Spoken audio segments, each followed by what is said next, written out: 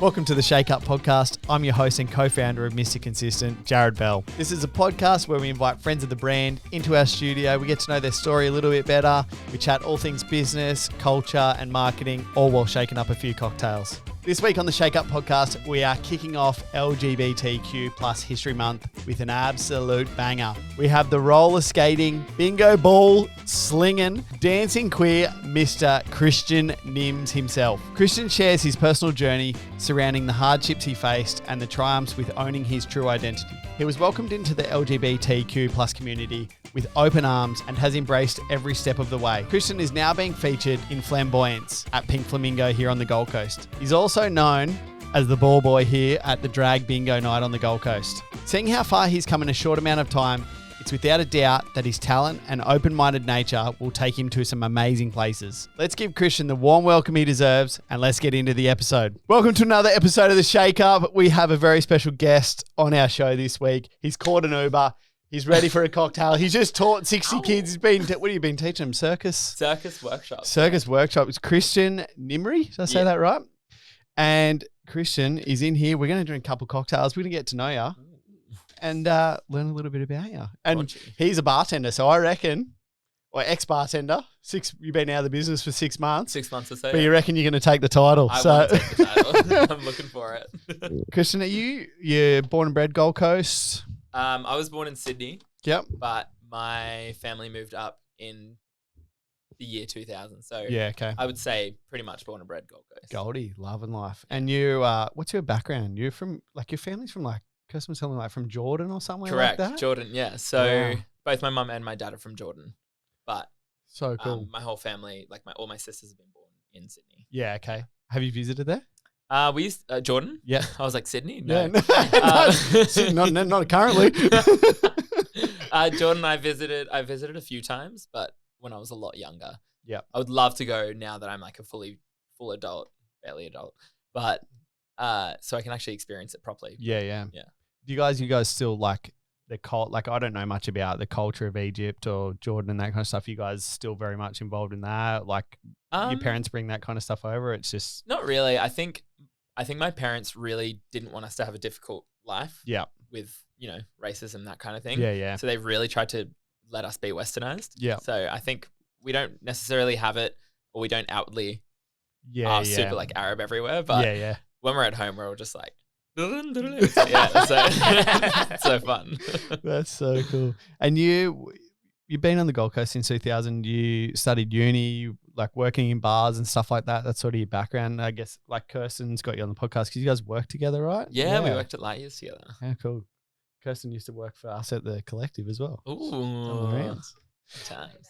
Yeah, but you were bartending and you made it. And the reason we're doing this episode, just so everyone knows, it is, I need to say it right because I always say the words in the wrong, the letters in the wrong affirmation. LGBTQ plus. Yeah. History Month is this month. Mm-hmm. And as a brand, we wanted to we have so many people in this business in that community. And then you'll see the content going out. We're getting everyone to sort of tell their stories that want to tell their stories. And we want to show our support as a brand because it is I'm going to get Jess to come in soon, who's our graphic designer. You also know. She's been working on a huge project and a huge campaign to basically support the community and stand up, be proud. And it's... Oh, man. Yeah, cool. We're so excited. And as a brand, as a position, we've got to really... It's very humbling, the voice that we have as a business in that younger generation currently, in cocktails and food and beverage and all the hospitality. So many people in that community work and live and breathe that whole life. That lifestyle as well. Yeah. It's so good. I've got so many friends. It's cool. So that's why we've got you in here, because we want to learn a little bit about you and your story, because you have, I guess in the last 6 months, started to become really a part of that culture on the Gold Coast with leaving bartending to doing drag bingo. Everything. Drag bingo's at Miami Marquetta. Yeah. Bingo, so cool. Pink Flamingo. And now just doing corporate gigs as well. It's getting just private bookings. And stuff. So crazy. good. Yeah. And I went on your Instagram and you the roller skate, dude. It's so sick. Yeah. I love a good roller skate. So what's your role with, I guess drag bingo? who's the brainchild of that? Because in Sydney, I lived in Sydney not that long ago. And they used to have it every Wednesday night, and it was sick. Like, it was awesome. But it wasn't, before I left to go to Sydney on the Gold Coast, not that common. Yeah. And a lot of, like, there's been gay bars and all that kind of stuff. But the culture, I feel, is starting to really ramp up.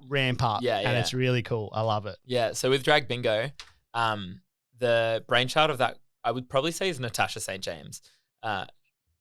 Very, very legendary drag queen on the Gold Coast. Yep. She kind of brought Drag Queen Bingo to Miami Marquetta when the referendum was happening, was the yes/no vote. Yeah. And that's kind of like when it started. So it's been a good, how long is that? Like 4 or 5 years now. And she brought it all in. And then I kind of got involved with Drag Bingo a little bit on accident. I knew Natasha from a very long time ago because she was good friends with another mutual friend of mine. And she always used to, when I saw her working at General Pants, she used to see me and go, "Oh, that big Jordanian booty." And and she came up to me one day, and I had only ever worked in hospitality, that kind of thing. And she came up to me and was like, "Can you come and be the ball boy at Drag Bingo?" So the ball boy is literally just me. I just roll the balls, spin the wheel, spin the wheel, get the balls out, say a rhyme. A lot of the time we're scraping the bottom of the barrel, like Blue 22, 2 swimming ducks. Yeah. No, well, we say really dumb shit like 21, put a finger in my bum. Like, like we're trying to get creative with it. But that's it. I came in there and I hadn't roller skated yet either. So only 6 months into Drag Bingo, I started roller skating, and I decided one day, I'm going to bring my roller skates. Is it okay if I do like a roller skating number? And they were like, "Fuck yeah, go for it. Like, let's do it." Let's go. And I hid behind the table, and then had the roller skates on. Song came on, and when the number 69 comes out, I do a surprise show. And I appear out of this table. No one's seen the bottom half of me, and I've got fucking roller skates on. And the crowd was like insane. This is the first time they've ever seen it. Like, turn up. And that was, the rest is history from that. It was like, after that was the beginning of my roller skating career. The career. Yeah. Is it like it, and then it kind of leaded into, I guess, the Flamboyancing, which is a show at Pink Flamingo here on the Gold Coast. And though, like, having a show like that, being a part of that must be pretty cool as well. Like, because the shows before that, before COVID, they were okay. But I feel like the show that you guys are doing currently has given that venue and that play like this huge resurgence, and people are coming back in and they're loving it. Yeah. I think as a whole, just for Pink Flamingo as a whole, the ending of COVID on the Gold Coast, I'll say the ending of COVID. It's never, there's no end. It's like, just started again. Today in Miami. Like, no, the kind of just the opening up of everything. Everyone is so thirsty to go see a show, so everything has just been so popular. So the start of Flamboyance was almost perfect timing because everyone was like, "Oh, it's a new show. Oh, it's drag queens. Let's go!" Like, but Flamboyance was created to be a safe space for all of us queer folk. Yep. So it was created so that we could always have a place to go because there was no gay bars, there was no gay clubs on the Gold Coast. There was just like a monthly gay event that would happen. Honestly, not even monthly. It would happen every few months. Yeah. And you'd rock up and there'd only be like 20 people there because everyone's in Brisbane because it's such a good community up there. Yeah. And it's just turned into such a magical thing. Like, you can walk into Pink Flamingo and it's such a queer friendly space. There's so many queer people working there as well. Yeah, and that's cool. Flamboyance has just created like this awesome opportunity for like queer people like just go in and they just come in dressed as themselves, and it's fucking beautiful. It's like just people wanting to be themselves. Yeah, giving literally. them a place to literally do what they want. Yeah, and we've even had straight people come and just be like, "Oh, I want to dress in drag," and they dress in drag to come and watch the show, and it's just like, yeah, like, let's go. Yeah, it's pretty fun. Like, but Flamboyance was also a bit of a brainchild of Natasha, as well. Cool. So she brought it to Pink Flamingo, and then Pink Flamingo kind of helped create it to make it a big show, and then obviously advertised it and gave us the platform to perform there. And what's your role there now? Because you obviously there's no bingo, so there's no ball boy. There's bingo still. Is it? Yeah, so bingo's every Wednesday at Miami Marquetta. Oh, but like at Flamboyance. Oh, at Flamboyance, that's on Sundays. Yeah, and I do a lot. I do a lot there. So I roller skate. Yeah. I have my own little like spot number. Like I'm a sexy cat. It's it's a bit fucked, Yes. but sexy Yes. cat. I do some aerial stuff. And I also host and dance there. So I do a bit of everything. So it's a fucking busy night. It's a busy, like it sounds busy, but not really because the show goes for how long? Like 90 minutes or something. Yeah, okay. So it goes like that, but I do everything in the show. It's do you guys have to? Do you guys still rehearse, or is just got it down pat now? Not as much. We rehearse if we want to add some stuff or maybe just like change a few things up. Yeah. But I think the only thing that really needs rehearsing in my eyes for me is the aerial stuff. Yeah. It's just general fitness, and if I want to like add a new trick or something there, Yeah, new little trick, like a flip little or something. move as a I don't little know, sexy like a cat. jiggle as a cat or something. Like. Do you find like some of the Brisbane crew like are starting to come down, like and start to be part of that community? Because you guys would always go up. Yeah. You find they're starting to come down and be a part of that. Definitely. I think especially at the start of Flamboyance, because Flamboyance has been going since January. Yeah, it's had some good legs. Crazy to me. But especially at the start, it was people were coming down because I was like, oh, there's an actual gay club on the Gold Coast. Yeah. Like, let's go check it out. But now, because of COVID and the longest lockdowns happening in like Sydney and Melbourne, people are moving up to the Gold Coast, and the queer community here is like huge. It's getting bigger. Growing hard. Like- 'Cause there's a new bar I think opened. Chameleon. Yeah, the other day. Really great place Yeah. too. Yeah. So cool. And that place is another, honestly, it's awesome to have a spot that you can go and just, everyone there is like part of the spectrum. And Yeah. it's just like, it's absolutely crazy being in a room and you've got like 60 queer people just going crazy. It's hilarious because you're just like, wow, gay. Like, Vibe. How good. I'm so glad that kind of stuff's happening. Like, 'cause it must be shit in Sydney, like especially for that community. Like we lived on Oxford Street, so Yeah. like, oh yeah, like huge gay capital of the yeah, world. like and like everywhere you go, like it was awesome. Like we loved living there, and I couldn't imagine like lockdown down there is just horrible. I can Yeah. imagine people wanted to get out. And like I think Mardi Gras was even cancelled this year, or yeah, it was. or was put in the stadium or something. Yeah. For like And it was like put in the stadium. Everyone had to sit down around the seats, and the parade was in the middle of the. like an of the Olympic, stadium. like an opening ceremony of the Olympics or something. And like everyone's cheering, like, yeah, they can't stand up, so they're just like, woo. yeah. Like, Oh my god. yeah. No, I had a few friends go to Mardi Gras this year, and they said it was still fun because they obviously you go to like all the private parties and stuff, and that's where it's at kind of. But a lot of the I guess like we've got some stockists down there that Yeah. are right in that area, and it's their favorite weekend. Like the bars are full, the pubs are full. Yeah. There's queer people everywhere. Uh-huh. Everyone's having a good time. Everyone's dressed up. Like Yeah. the atmosphere and that. And I've never been. We missed it by like a week or something last time we're down there. But I've been to one in New York. Oh Like- wow. Like when we got married, it would like, and the end of the parade was at the bottom of our Airbnb. Yeah. Oh, that's And- mental. Yeah. and there was a bar at the bottom, like a gay bar at the bottom that had Fantastic. drags and stuff. Like, so our room was just like this party. You guys from like fucking great. From like Wednesday through to Sunday, like this bar was just going Yeah. off. Like we ended up going down there, like but like experiencing that culture and Mhm. like that many people, like just Yeah. there to have a good time. And a lot of Amazing. a lot of queer people find that party culture is where that's where they can really express themselves and be who they are. Especially when you have a bit of liquid courage. Yeah, You're like, absolutely. finally, Yeah, I can yeah. really be like, I can be "Whoa!" myself. Yeah.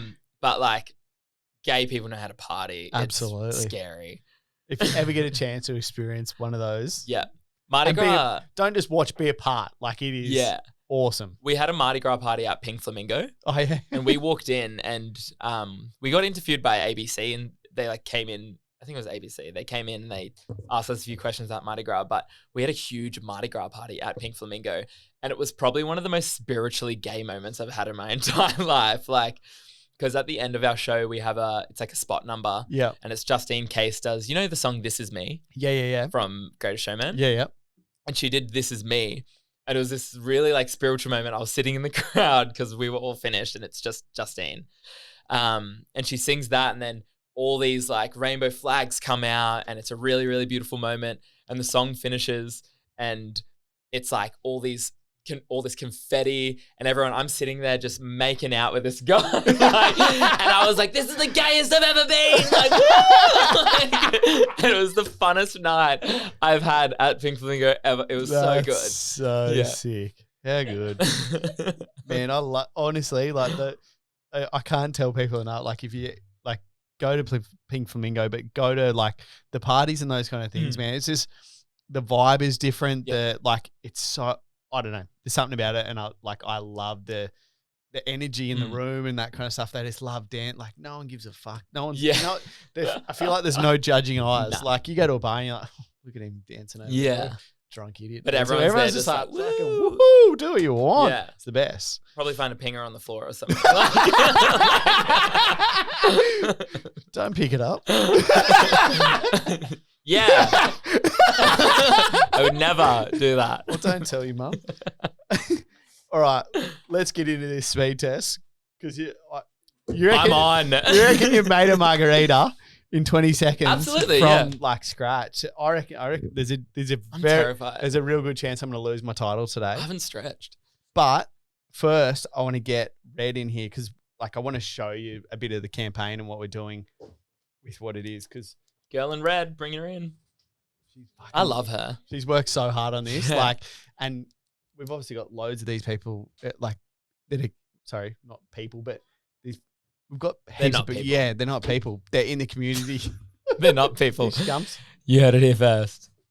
Red. Oh, I'm so excited. Yeah, you get to sit where I'm sitting and you get to tell Christian. Hey, you get to tell Christian all about this. Oh, look at those badges. Yeah, I got badges for you. We got everything. Yeah, just wait till you see this. I'm so excited. No, not at all. But yes, at the same time. Oh, that's so fucking sick! Do you like it? Yes. Speaking to the mic, Red. Oops, sorry. I'm a small person. Small person. That is amazing. You like it? That's gay. That was the aim. Yeah. That's like gay on acid. Like perfect. Yum. Cute. So the whole vibe with it is sort of a 60s, 70s kind of vibe. Because it's LGBTQ plus History Month next month. So the reason why we went with the sort of late 60s, early 70s is obviously like Stonewall riots happened in sort of 1968, and a lot of the first like activist groups came about around then. So I thought that was a really good place to start with the idea. Plus, I mean, look at all the groovy patterns. A brand that's done their research. Excuse me, what the fuck? Yeah, amazing. So it's really fun. We're really promoting the message of like stand up, be proud. Absolutely. And I fully believe that like doing things publicly helps pave the way for people in the community, like you and I, to be able to fully express themselves publicly 100%. And slowly get to that point where we're not scared to do that. Absolutely. Seriously. So excited about this. Oh, this. that's so amazing. And honestly, as a brand on the Gold Coast, if you lived on the Gold Coast 2 years ago, it's completely different what it is to it now. Like so different. The fact that this is just so current, you're able to just release this, and that makes my heart flutter. I'm so happy about that. It's been so exciting making this. I'm so glad you like it. Yay, congrats. That's so cool. Heck yeah. Yes. Yeah. Oh, let's go! I'll let Jared come back. It's a real special day. Jared's losing the top spot. We've got a limited edition label on show. I'm about to lose the top spot. Oh, what a day! Making the margie with a limited edition. I'm terrified. Label. Don't be terrified. All right, no, for you. We get some ice and we'll Okay. So 75 mils of mix. Yeah. 45 mils of tequila. Yeah. Ice. 5 shakes. Strain it out. Garnish on top. However you get there, that's your time. Be messy. Doesn't matter about whatever. Be clean. Okay. No. Don't worry about being clean. Ready? Am I going? Yeah, right. We'll go on 3, 2, 1, go. Is it hands on the table? Is that the rule? Whatever you want. Hey, get your hand off the bottle. All right. You ready? Yeah. 3, 2, 1, go. 75 mils to the top. This is looking fucking dangerous. Here we go. 45 mils of tequila. Let's go. Oh, God. Ice. Here we go. Holy shit. 5 shakes. 1, 2, 3, 4, 5. Crack it open. Fuck Oh! you! Fuck you! No! Oh my God! Straighten it out. Garnish on top. Oh, 24-32. He stays a champion! No! Shit! 24. That's bullshit! Oh my goodness gracious You would me. have smoked that, eh? 100%. You're at like 18 seconds when you went to crack it open. You had me. I'm off it. You had me. 24-30. I'm still the reigning champ. And you made me do it, and I beat my time again. Yeah, and you also spilt it all over your shirt. So. It looks like Got a it. cum stain. Little bit. I have tequila all up my shirts. Doesn't smell that good. doesn't smell like cum. Smells like tequila. Putrid, not flammable. Mate, I want to get to know your story. Like, Segue. I want to get to know your story. Like having an Egyptian family, like an Arabic family. Like, at what point did you come out, or what point did you know, or like, obviously being born in Australia, completely different culture to what your parents grew up in. How did your parents treat it? Like, what was? Because I've got family members that like. And that's honestly the part I was so excited about was I have family members that are in that community but don't know anything about it. Yeah. They don't. She knows she's gay. Yeah. But she doesn't like. I don't know whether she knows a lot about what it actually means, how all the things that have happened. Yeah. There's a history. Behind the it. history and there's how huge people history, how where we are now is so far from where we were, but we still have so far to go. Yeah. I can probably say I knew I was gay when I was in high school, and which is a bit later than some, but I can say I was gay because my English teacher, it's always the English teacher apparently, but I just remember him just being the hottest thing I've ever seen in my life. Yes, I won't say his name, but he probably is listening. Like, fucking Christian. No, but I never was able to kind of express it to myself, to my family, at all growing up. I only really came out entirely. What's the date? What's the year? 2021. I only came out entirely last year. Really? Oh, the year before. So 2019. And I'm 25 now. So It's a long time. yeah, very long time. And I, kind of growing up, I never really was able to talk about it with my family. Yeah. My sister, I have 3 sisters. My youngest sister is probably the only person that I could have like really, really just expressed it at all times. But I think because of the rest of the family, it was a bit hard to. Yeah. But with growing up gay and growing up in like an Arab family, it's definitely very difficult because they've grown up in a very different culture. And that was probably one of the biggest things that I had to kind of accept is that both my parents have grown up in this Jordanian culture where being gay is like, it's a stonable offense. Like you get stoned for it. Like it's literally a criminal offense. In and I'm not sure if it's still like a stoning or stuff, but I know in Dubai, like if you're gay, you can get arrested for that. And like, it's a very bad thing in their culture. And obviously them moving here, it's having to accept a westernized culture. And I grew up and I didn't really come out until my first year of uni, where I met my friend Tasman. Shout out to her. She's amazing. And I told her, I literally remember the walk. We were walking back from a class and she was like, oh, let's admit something. And I was like, oh yeah, okay. And she told me some story about her breaking up with like an old boyfriend. Yeah. And then me, I go, I'm gay. And she was like, is that it? And I was like, what? What do you mean is that it? Like, it's the hardest thing I've ever said in my life. And then my 18th birthday, because I was 17 in uni when I started, and my 18th birthday, I came out to a lot of my friends. Yeah. Went to the casino Tuesday night, $5 basics, good times, PA bar. The spider bites. $4 basics. Yeah. $4 basics. The frozen.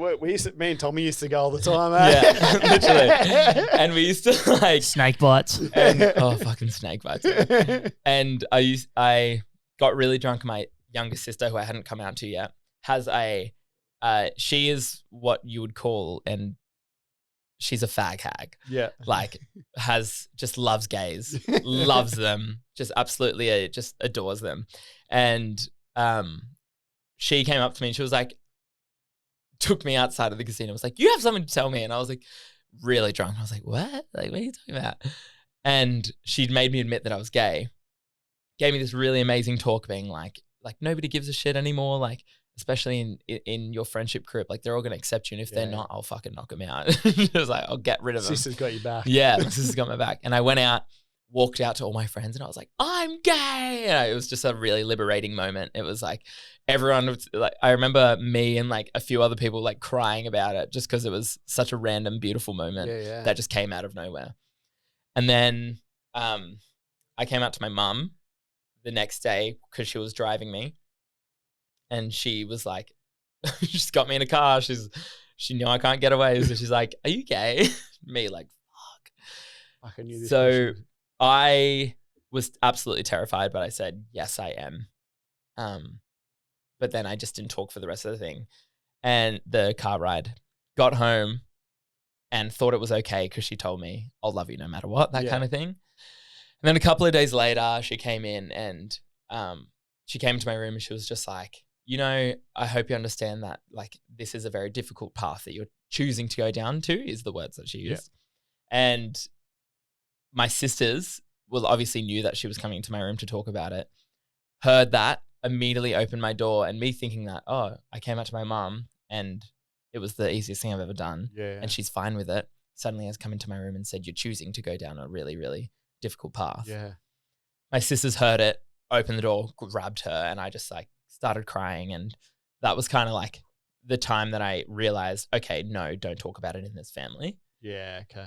And then That would have been so fucking hard. really difficult. And I was still young. I was 18. Like the liberating moment the night before. And then that like a couple of days later.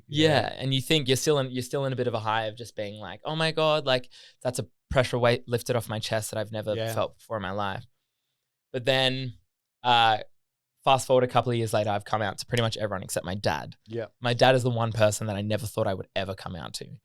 And there was a guy that I was dating, and I woke up one day and he was out cooking breakfast or something. I was staying at his house, and I woke up and I randomly was just like, I'm going to come out to my dad.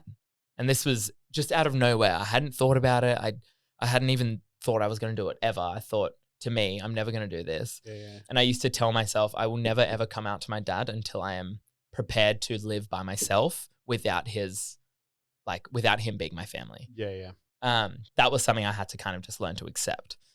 And I texted him this really big long text message, and it was just about, I hope you can understand that this is who I am, and I've obviously wanted to do this and tell you this my whole entire life, but I found it so difficult because of the things that you've said to me previously.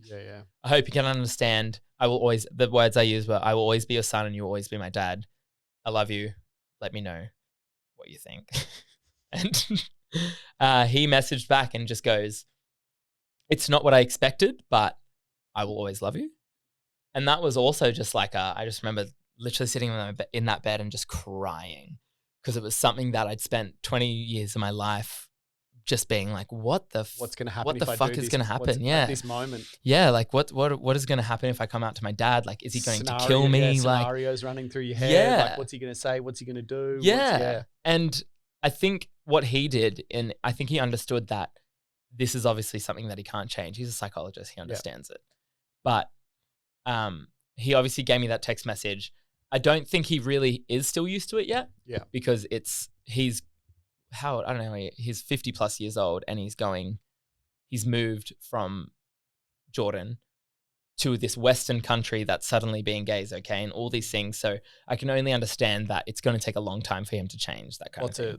Lots of change. So I will never ever be like, no, you must change now, because I'm just like, you grew up differently to me.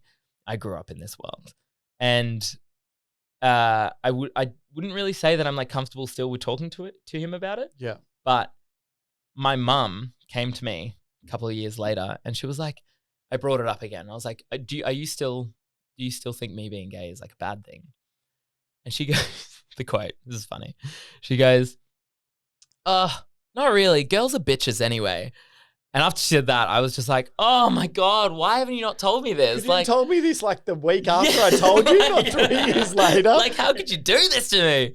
But yeah, now I'm just like, to me, going to uni and meeting my friend Tasman was one of those things that kind of helped me go on that journey.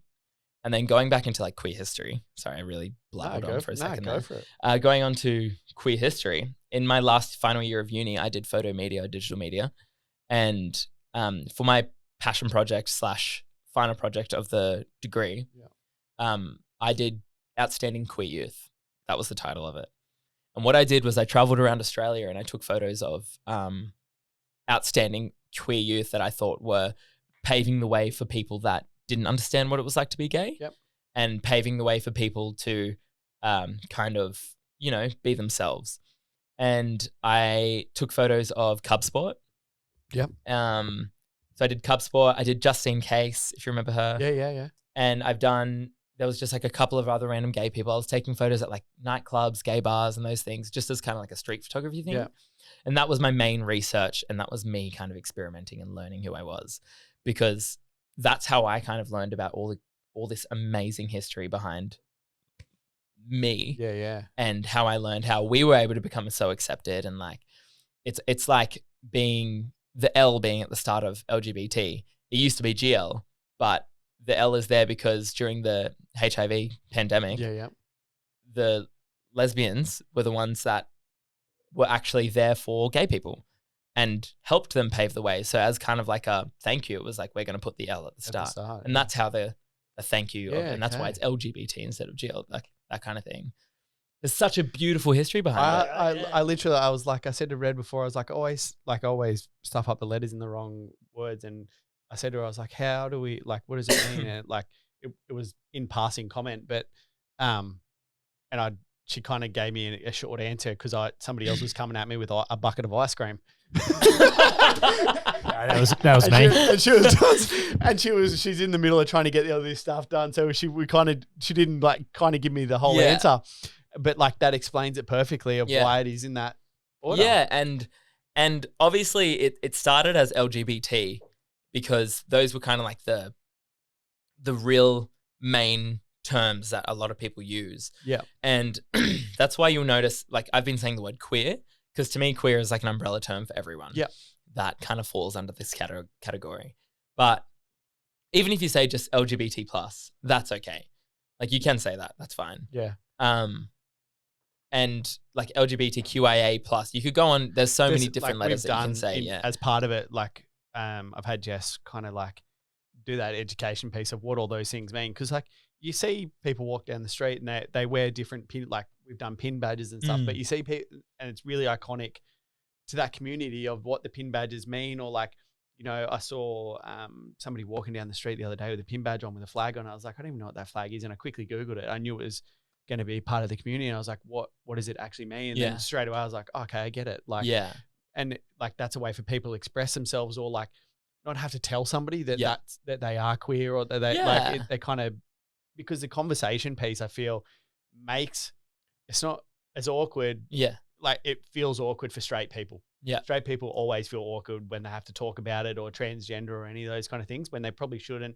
And you guys shouldn't feel awkward either. It should just be open book, open slather, and everyone should talk freely instead of being like dodging around questions or like, It's really interesting because it's like, if I go out in public and it's not a gay bar, I would never go up to a random guy and just be like, try and hitting on them, because there's still, to me, there's a big fear in my eyes. Like I've asked someone out and I've been punched in the face because of it. Yeah. So it's things like that, where those kind of things, where putting a little flag on a badge, that kind of thing is helpful, because they're doing it because it identifies themselves to other queer people. Yeah, yeah. It's their way of, somebody else can walk up to you and just open a conversation with you, versus having that feeling of like, oh, I'm probably not going to approach that person purely based on 5 years ago I got punched in the face and I don't want it again. Like, and stopping you talking to somebody. Exactly, yeah.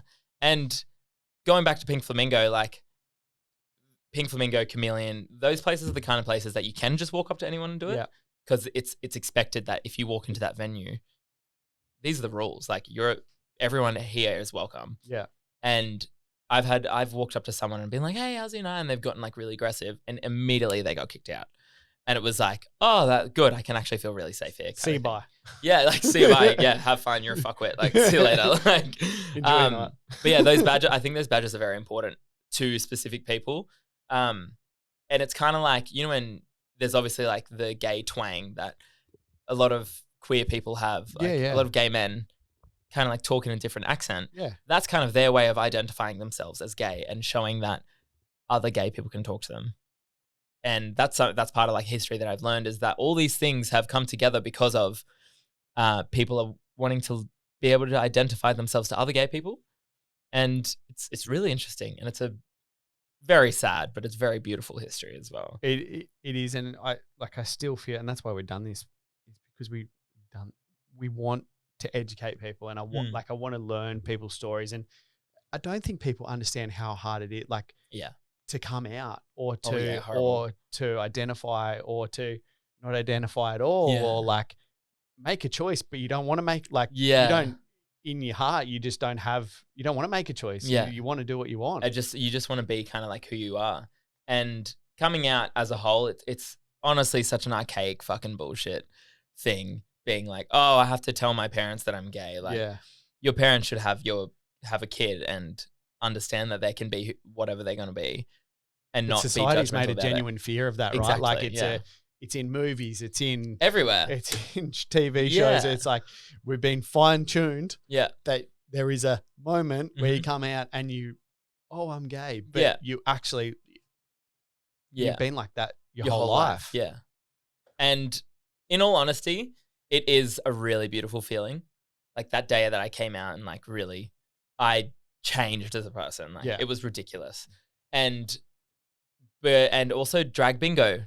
Performing in drag bingo, performing at Pink Flamingo. These places have all allowed me to kind of grow as a person as well. And if you met me when I was at uni, I was a little bit like flamboyant, that kind of thing. But at the same time, I was fucking terrified of people even thinking that I was gay. Like terrified, so scared. And nothing had happened to me yet besides growing up. Yeah.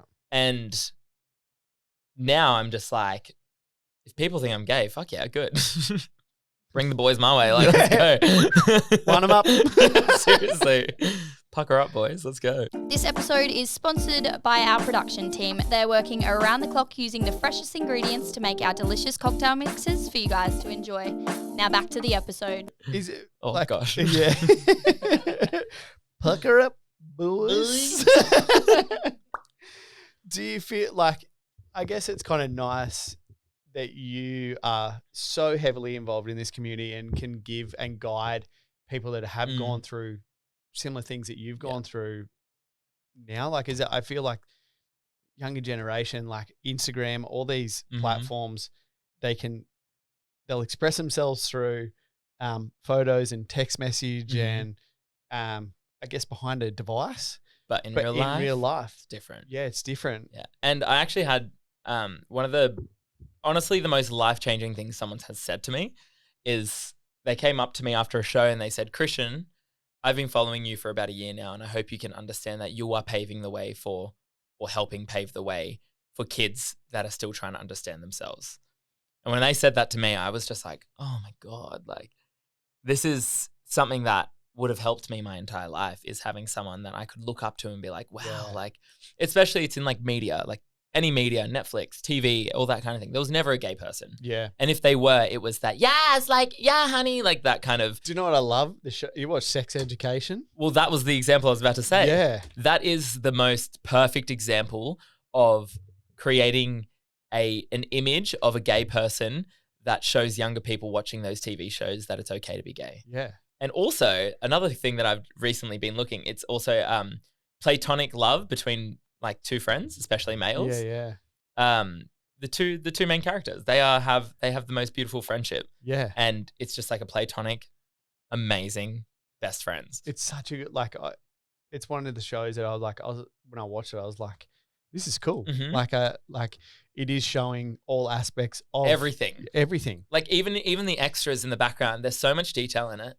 Kids will be like, the characters will be walking through the schoolyard, two girls kissing, two guys kissing. Like Yeah. so many things are going on that you don't even realize. Kiss it like two guys kissing in the middle of the plate, like in the middle of Yeah. the front of the school and stuff like that. Exactly. Stuff that would never in a Yeah. million years be shown. Or like I personally would have never seen that at school. Yeah, Like it would- literally. like it's like our age, like you never. Yeah. And it's beautiful for that because that is going to be the thing that shows younger kids that they can just be whoever they want. Especially fucking school. Oh, fucking hell. Yeah. Like I went to a Catholic school. Oh. A little gamey. I went to a Catholic school and it was kind of scary because you walk around and when you're at a Catholic school, not barely any of the kids are actually Catholic. They're all Eshays. Their parents The parents have made the decision, I'm going to send you here. I used to spend my lunches at high school, like in the drama room, which is just this massive hall. Just because to me it was like, oh, I can kind of just be myself and just be quiet and like not have to talk to anyone or like accidentally slip. And I remember my high school best friend, I kind of told him that I had a crush on him, and then he just stopped being my friend after that. And that was kind of another thing that was just like, okay, no, don't talk about it. So these TV shows and that kind of thing that show that you can talk about it is honestly beautiful. School was horrible. Like Yeah. there was a guy in my grade, and he kind of like he did it at assembly. Like he told a couple of people at assembly, Amazing. and then it just went crazy. Mm. But then the bullying started on the poor guy. Yeah. Like, man, it was brutal. Like, Yeah, and literally. he was such a nice guy. Yeah. Like It's always the nice ones as well. Like, and it's interesting because looking back at high school now and seeing how there were so many gay people in my school. Yeah. And you had no idea because I think we were all going through the same thing of I could never tell anyone. Like I was in drama and people would call me the F slur all the time, me slurring. Too many cookies. Yeah, like I would still be called the F slur because I love drama and I love singing and I was not a sporty guy, that kind of thing. So it's really, really awesome to see how the world has changed, even just in a matter of 10 years. Yeah. And I'm so incredibly proud of myself for being a part of help pave that way. If that makes sense. Mate, absolutely does. Like I went on your Instagram the other day when Kirsten said we're having you on. I was like, fuck, this is sick. This is just a dude having a good time doing what he wants, how he wants to fucking do it. Yeah, like I probably like 2 years ago it would be such a different story, but now it's just like I do not give a shit. I'm just doing my thing. I'm just doing my thing. Do you think this is like with the campaign we're doing, stand up, be strong, basically show who you are, like be proud of who you are. Is there anything you can hope from the community to be like, how do we stand up as a group? How do people stand up? How do they show their pride? How do we be supportive to you guys? Like that's one of the things as somebody, as a straight male, like I want to be educated. I want to know more, but how do we support? Like what's the best way for individuals to support? As an individual, I think it's just a matter of like just being welcome to everything and everyone that comes into your life. Like I've had some of my straight friends that I have that are so okay, and it's normal for me to just be talking about, oh, my boyfriend or the guy that I was seeing, that kind of thing. It's so normal for them that they don't even like wince at it. Whereas there's specific people you talk to and they will be like, oh, like don't talk about that. Yeah. I think it's a matter of just treating everyone as a normal human. Everyone is individuals and who they are and what they are. And this brand as a whole, what this brand is doing is so incredible. Like that is showing that support and actually outwardly putting and marketing a whole damn margarita mix with a brand new label and everything, putting that effort in, putting the money in. That is so incredible that a brand is even doing that. Like, and obviously it should be normalized. Like it's a normal thing to be helping and marketing that it's okay to be you. Yeah. But that you're outwardly going out of the way, doing this month-long podcast every single week, that kind of thing.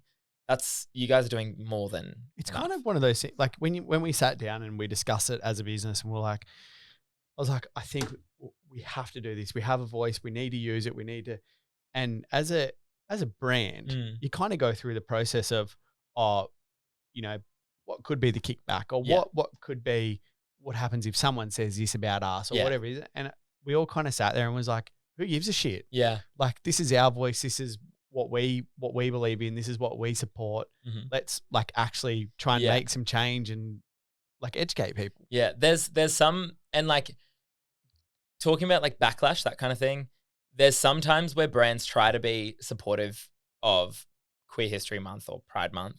And there's a video, it's fucking hilarious. And it's this girl trying to be a brand that is fake, trying to be for Pride Month. Okay. And it's like, hi, gay, we are sashaying away with these. It's trying to just make as many. It's a joke. Like the whole video is a joke, but it's exactly how some brands are.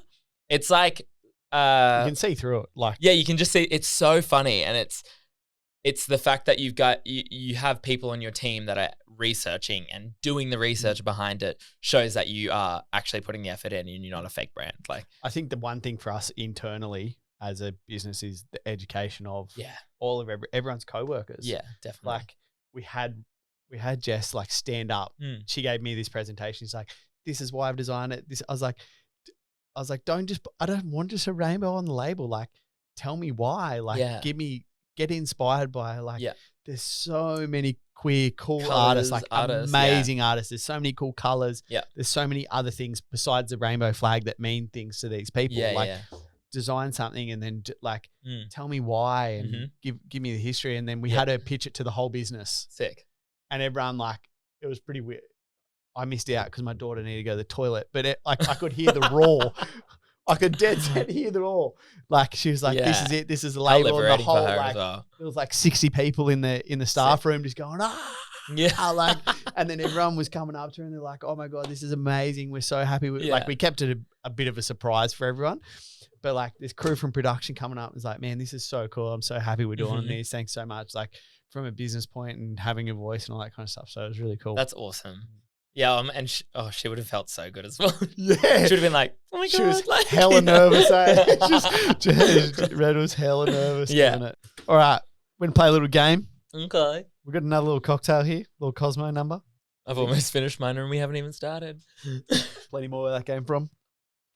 The Shake Up card game, is it online still? We sold out. First batch sold out. We've got another big batch coming. I want one. Big batch coming for summer. Looks special. Never have I ever pack. Mm-hmm. We've given you a couple of questions. You've gone through them. They're good. You haven't told me the answer. No. But I'm going to let you choose. Oh, God. And then you have to tell me if you've done it. So, choose a card. Left. Oh, shit. Really? Never have I ever inappropriately texted the wrong person.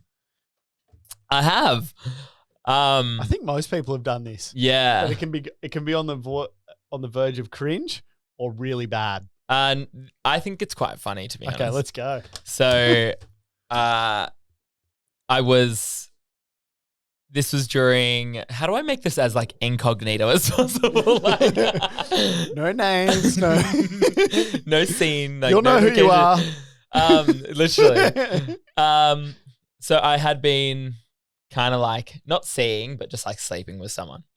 And I was like having a chat to them and they sent me a photo and I was like, I'll send one back to them. But during that time was a time that I was having a lot of contact with someone that I was working on a job with, very like a lot. So I had to text them literally every second of the day, update them on what was happening, that kind of thing. And I sent a photo to the guy. Thought I sent a photo to the guy. and I get this like silence back and I call him and I was like, hey, did you get the photo? He was like, no, what are you talking about? Me? Oh, fuck. And I immediately go to my text messages and I look and it's like a full, like there's no cock in it, but I'm completely naked and my hand is over my junk. And I've just sent this photo to the director of this job that I've been working on. Oh, Lord. I can only imagine the absolute heart flutter that came over at that point in time. I had like a manic episode. It was like full manic episode, but So here's a bit of a twist for you. It's a good twist. It's a good twist. The person that I accidentally texted to had been trying to I think they'd been trying to send like hints here and there kind of thing. So I'm glad that it was that director, because if I had sent it to anyone else, I probably would have lost my job like that. But because it was him, it was like, oh, okay, no, it's okay, because he'd like tried to get photos off me before. Yeah, so it was like really water off the duck's back. Like, thank God. Like, but Holy still, shit. proper laughing fit, Yeah, fuck. crying, hilarity in my house. Just like, enjoy. That's such. Oh my God. I want to ask you another one. Yeah, go for it. I feel like I got a few good stories. You do. All right, we're going to do one more. Give me like a random one, I feel like. You want a random one? It's a bit scary. All right. I'm Another scared. question. Kirsten's going to pour you a drink first. Yes. Yes, I got a good one.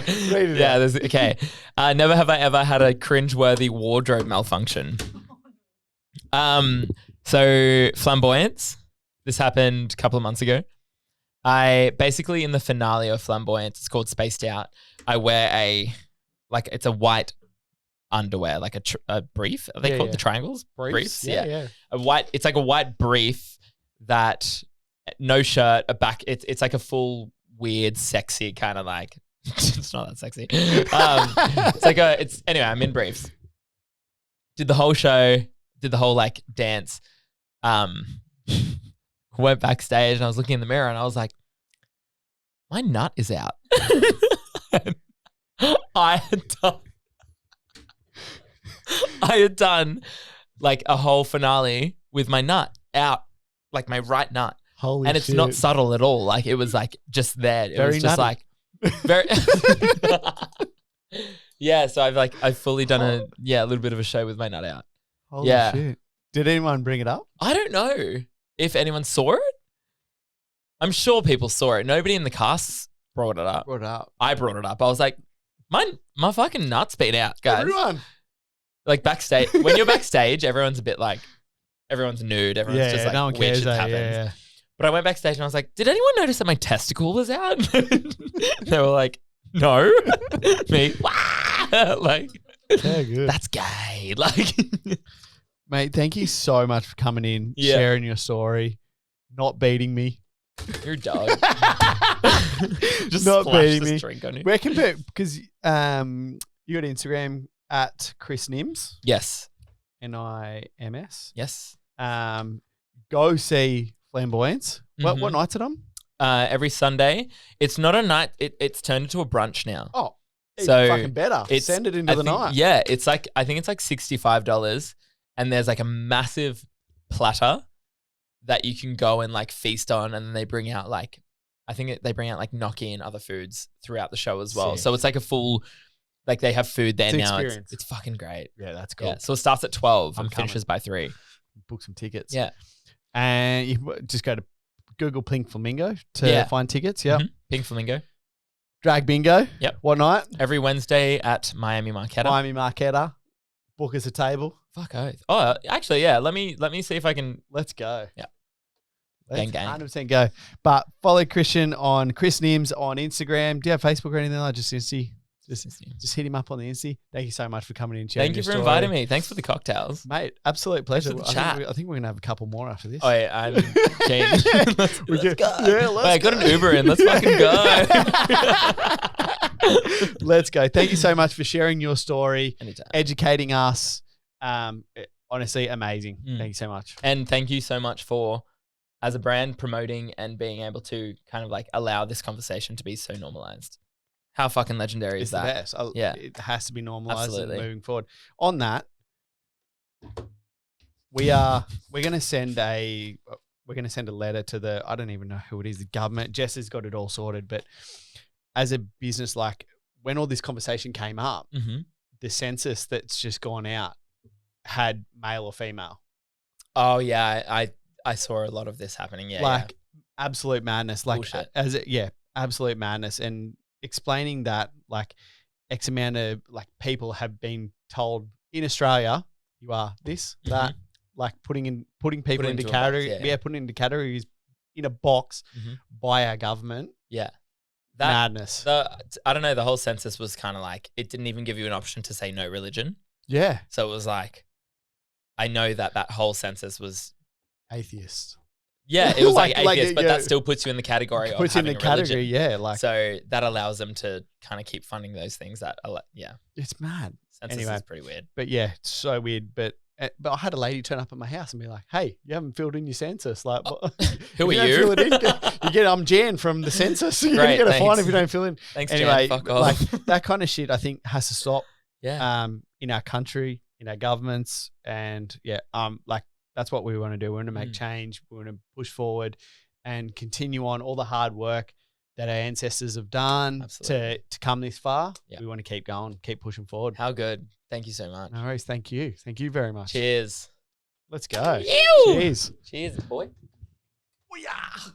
That's today's episode. I hope you enjoyed it. You know the drill. Like, subscribe, leave a review. Go show the Shake Up some love and stay connected. Don't forget you can watch all of our episodes on YouTube. Also, jump over to our Shake Up Cocktail Gang Facebook page where you can find out who's coming up on the podcast. And if you've got questions for them, I'll ask the bloody questions. You can also use the code SHAKEUP for 10% off on mrconsistent.com.au. Thank you so much for listening. And just remember, shit that's fresh.